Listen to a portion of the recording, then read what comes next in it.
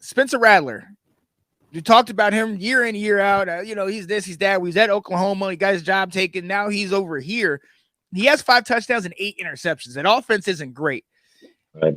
Is this going to have to fall on his shoulders today, in your opinion? I think so. I mean, he's been touted as the greatest player. I mean, like ever since he came to SEC, and he's even boasted about it. He said that he probably played better in the SEC, but than where he came from, and that obviously did not happen. So I mean, he kind of blew a little bit too smoke before he needed to. But yeah, I mean, it falls squarely on his shoulders. I mean, like he needs to. I mean, anytime you have more interceptions, you do have touchdowns. I mean, like come on, you need to. You need to fix what's broken, and I can't tell you what's broken. Only he can tell you that. So I have no idea. It's between the ears. I think it's absolutely between the ears.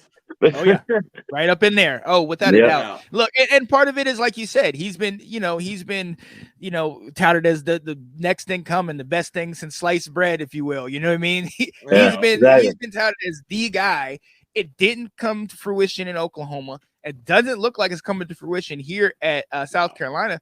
And the part that it really frustrates me is you have a coach that everybody in Columbia, everybody in South Carolina seems to be on board with and following. Oh yeah.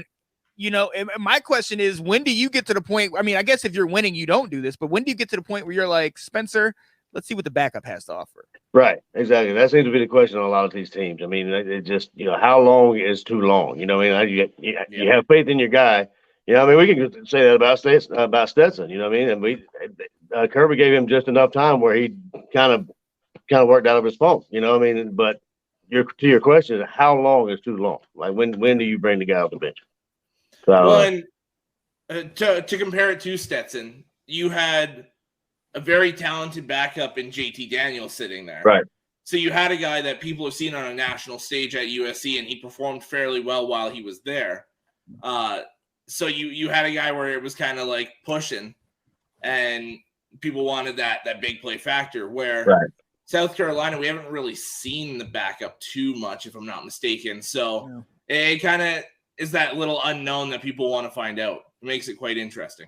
Yeah, definitely. I mean, I really thought Fisher would play better than he has this year. So I think a lot of people did. We all did, right? We all did. You are not alone. Thanks for watching. If you like that clip, be sure to check out the other great content from the Let's Talk Football community.